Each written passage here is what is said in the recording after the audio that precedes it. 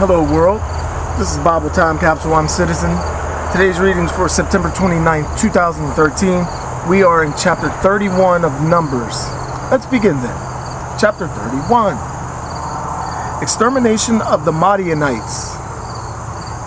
The Lord said to Moses, "Avenge the Israelites on the Madianites, and then you shall be taken to your people." So Moses told the people, "Select men from your midst and arm them for war, to attack the Madianites and execute the Lord's vengeance on them. From each of the tribes of Israel you shall send a band of 1,000 men to war. From the clans of Israel, therefore, 1,000 men of each tribe were levied, so that there were 12,000 men armed for war. Moses sent them out on the campaign, 1,000 from each tribe, with Phinehas, son of Eleazar, the priest, for the campaign, who had with him the sacred vessels and the trumpets for sounding the alarm. They waged war against the Madianites, as the Lord had commanded Moses, and killed every male among them. Besides those slain in the battle, they killed the 5 Madianite kings, Evi, Resem, Sur, Hur, and Rebi. And they also executed Balaam, son of Beor, with the sword. But the Israelites kept the women of the Madianites with their little ones as captives, and all their herds and flocks and wealth as spoil, while they set on fire all the towns where they had settled and all their encampments. Then they took all the booty, with the people and the beasts they had captured, and brought the captives, together with the spoils and the booty, to Moses and to priest Eleazar, and to the Israelite community at their camp on the plains of the Moab, along the Jericho stretch of the Jordan. Next section, treatment of the captives. When Moses and the priest Eleazar, with all the princes of the community, went outside the camp to meet them, Moses became angry with the officers of the army, the clan and the company commanders, who were returning from the combat. "So you have spared all the women?" he exclaimed. "Why, they are the very ones who, on Balaam's advice, prompted the unfaithfulness of the Israelites toward the Lord in the Fogor affair, which began the slaughter of the Lord's community. Slay, therefore, every male child and every woman who has intercourse with a man. But you may spare and keep for yourselves all girls who had no intercourse with a man." Next section, purification after combat. "Moreover, you shall stay outside the camp for 7 days, and those of you who have slain anyone or touched anyone slain in battle shall purify yourselves on the 3rd and on the 7th day. This applies to you and your captives. You shall also purify every article of clothes, leather, goat's hair, or wood." Eleazar the priest told the soldiers who had returned from combat, "This is what the law, as prescribed by the Lord to Moses, ordains. Whatever can stand fire, such as gold, silver, bronze, iron, tin, and lead, you shall put into the fire, and that it may become clean. However, it must also be purified with lustrous water. But whatever cannot stand fire, you shall put into the water. On the 7th day you shall wash your clothes, and then you will be again clean. After that, you may enter the camp." Next section, division of the booty. The Lord said to Moses, "With the help of the priest Eleazar and of the heads of the ancestral houses, count up all the human captives and the beasts that have been taken.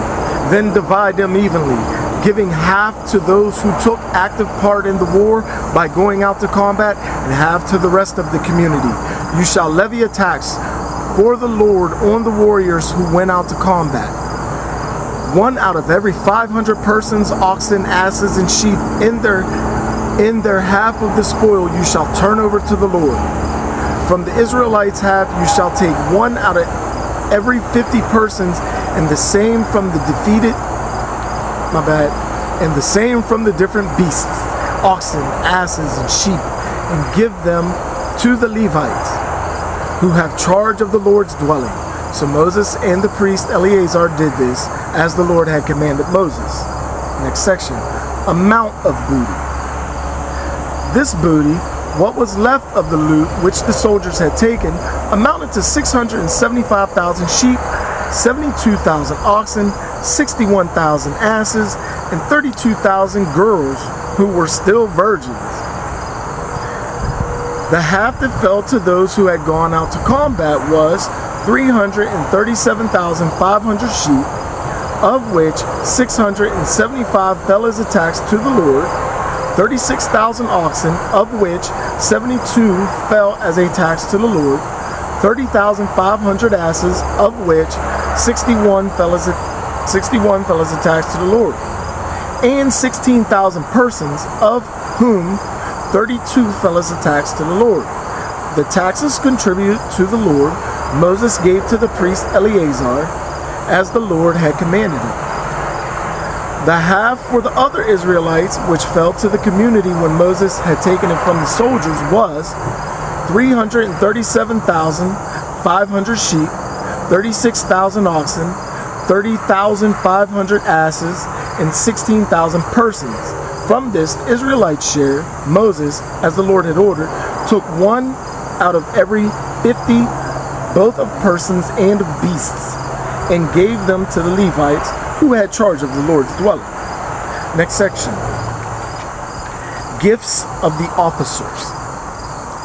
Then the officers who had been clan and company commanders of the army came up to Moses and said to him, "Your servants have counted up the soldiers under our command, and not one is missing. So, to make atonement for ourselves before the Lord, each of us will bring as an offering to the Lord some gold article he has picked up, such as an anklet, a bracelet, a ring, an earring, or a necklace."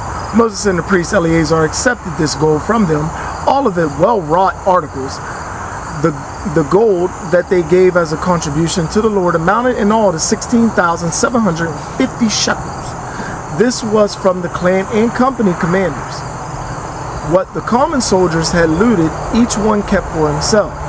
Moses then and the priest Eleazar accepted the gold from the clan and the company commanders and put it in the meeting tent as a memorial for the Israelites before the Lord. That is the end of chapter 31 of Numbers. This is Bible Time Capsule. I'm Citizen. Be kind to one another. Love each other. Peace. I'm out.